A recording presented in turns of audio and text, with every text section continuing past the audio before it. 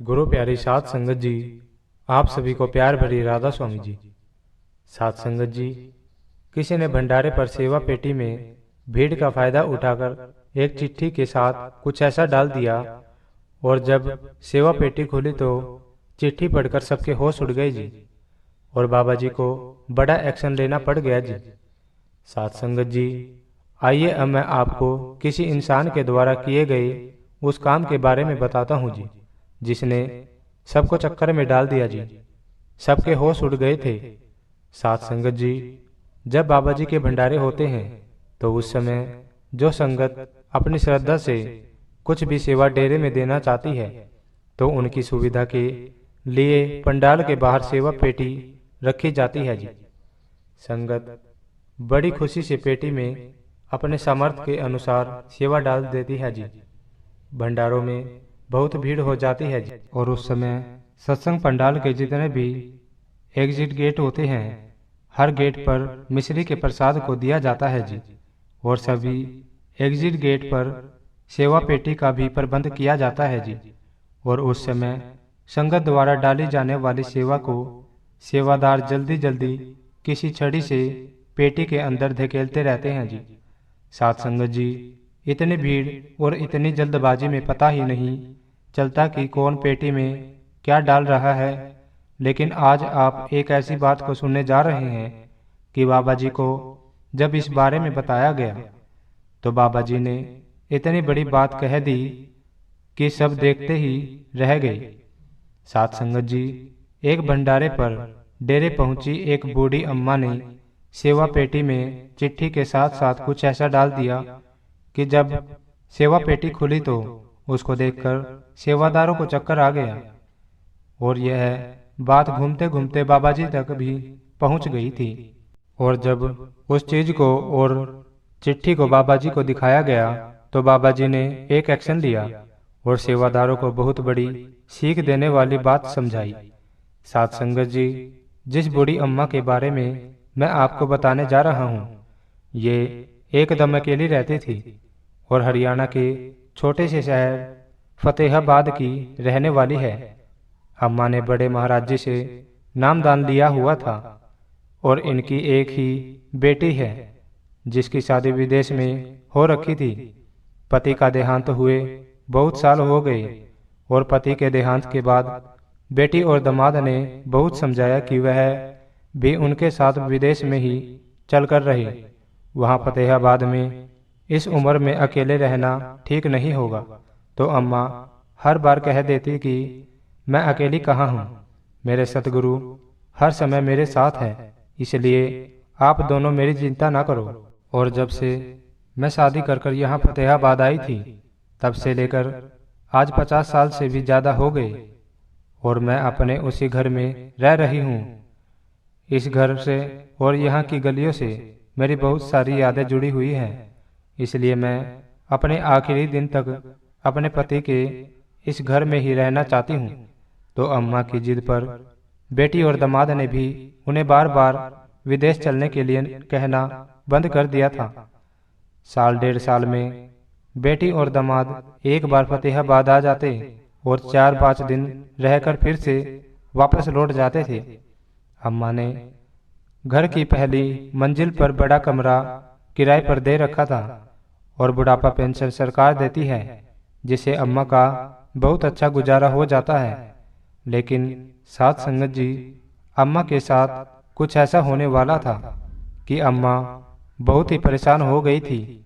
अम्मा की सरकारी पेंशन और कमरे के किराए को मिलाकर कुल आमदनी 5,000 के आसपास है, और अम्मा 1,000 रुपये अपने खर्च के निकालकर बाकी सब घर के डिब्बे में जमा कर देती थी।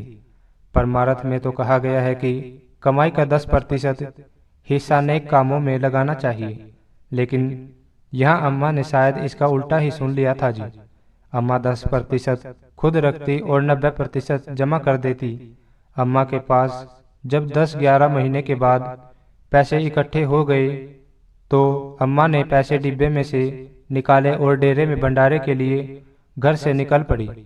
और अम्मा ने सारे पैसे अपने साथ उठाए, अपने बैग में डाल दिए और ट्रेन में बैठ गई थी।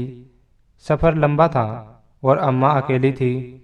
और साथ संगत जी, आप तो जानते हो कि चोर उचक्के ऐसे लोगों को ही निशाना बनाते हैं जो बूढ़े और अकेले हो। ट्रेन में अम्मा के साथ भी कुछ ऐसा ही हो गया। ट्रेन में अम्मा के साथ दो औरतें और उनके बच्चे भी बैठे थे। तो अम्मा की उनसे बातचीत शुरू हो गई। जब अम्मा को उन पर विश्वास हो गया तो अम्मा ने अपने बैग को 2 मिनट के लिए उन औरतों के हवाले कर दिया और कहा कि मैं बाथरूम तक होकर आई, तब तक आप मेरे बैग का ध्यान रखना। लेकिन वह औरतें ठग थी और उनका काम यही था कि पहले सवारी का विश्वास जीतना और फिर चोरी या ठगी करना। अब जब अम्मा वापस आई तब तक वह औरतें अपना काम कर चुकी थीं। उन्होंने अम्मा के बैग में से डेरे में सेवा देने वाले सारे पैसे निकाल लिए थे और अम्मा को इस बात की खबर तक न हुई थी। फिर अगले स्टेशन पर वह औरतें और अपने बच्चों के साथ उतर गई और उनके जाने के बाद अम्मा ने अपने बैग में से रुमाल निकालने के लिए बैग खोला तो अम्मा की नज़र बैग के अंदर बनी उस पॉकेट में पड़ गई जहां उन्होंने पैसे रखे थे, लेकिन वहां अब एक भी रुपया नहीं था। यह देखकर अम्मा के होश उड़ गए।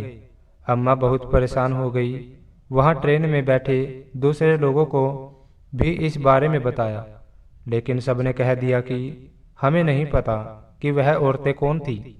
अम्मा अब टेंशन में आ गई और अम्मा सोचने लगी कि साल बाद गुरु घर जा रही हूँ और खाली हाथ जाऊंगी तो कितनी गलत बात होगी।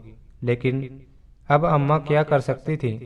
फिर अम्मा ने कुछ देर सोचने के बाद मन बनाया कि उसने अपने खुद के आने और जाने और थोड़े बहुत खर्च के जो पैसे अपने कुर्ते की जेब में रखे हुए थे उन पैसों को वहां में डाल दूंगी। लेकिन जब अम्मा ने देखा कि वो तो सिर्फ 435 ही थे और अम्मा जो पैसे सेवा में डालने के लिए डेरे जा रही थी 40 से 45 हजार थे। अम्मा सोचने लगी कि कहाँ 45 हजार और कहाँ यह 435 रुपये। अम्मा बड़ी ही परेशान हो रही थी, लेकिन अब अम्मा कर भी क्या सकती थी। अम्मा ने वही ट्रेन में से किसी से एक कागज और पेन मांगा और कागज पर लिखा कि मेरे दीनदयाल, मेरे बाबा जी, मुझे माफ कर देना। आपके पैसे मुझसे खो गए, बुढ़ापा पेंशन के पैसे जो जोड़कर इकट्ठे किए थे, लेकिन किसी ने चोरी कर ली। अब मेरे पास बस यही 435 रुपये बाकी हैं, इन्हें जरूर स्वीकार कर लेना। अम्मा ने उसी कागज में से यह पैसे लपेटे और अपने कुर्ते में वापस रख लिए। सफर लंबा था तो अम्मा का बीच रास्ते में चाय पीने का मन हुआ, लेकिन अब अम्मा के पास एक भी पैसा और नहीं था और ना ही अम्मा ने यह सोचा था कि डेरे से वापस अपने घर कैसे आऊंगी, क्योंकि वापसी आने का किराया भी अब नहीं बचा था। अम्मा तो रोटी तो घर से लेकर आई थी, तो अम्मा ने रोटी निकाली और रोटी के बाद चाय पीने के मन को मारकर पानी से ही गुजारा कर लिया। और वहाँ भंडारे पर अम्मा ने बाबा जी के दर्शन किए और पंडाल से बाहर जाते समय कागज में लपेटे 435 रुपये को कागज सहित सेवा पेटी में डाल दिया और पंडाल से बाहर आकर एक शेड में आराम करने लगी थी। अम्मा जब भी डेरे आती थी तो 4-5 दिन वहाँ रुकती थी और जितनी अम्मा से हो पाता था उतनी सेवा भी करती थी।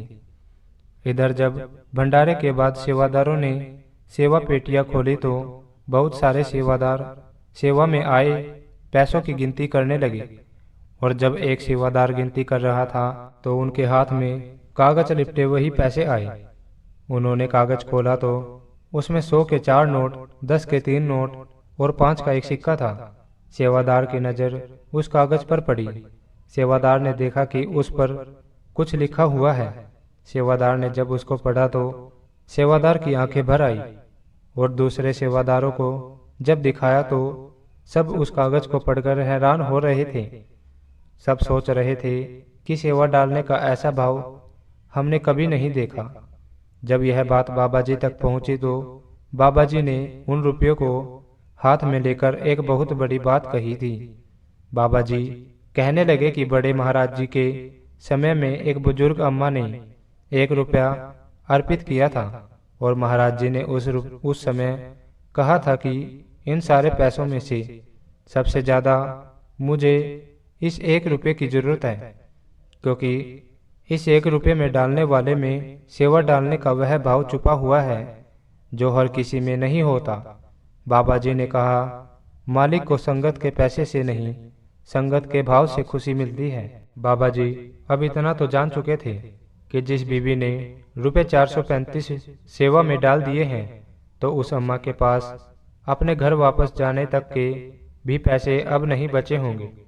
तो बाबा जी ने अपने एक सेवादार को उसी शेड में भेजा जिस शेड में वह अम्मा रुकी हुई थी।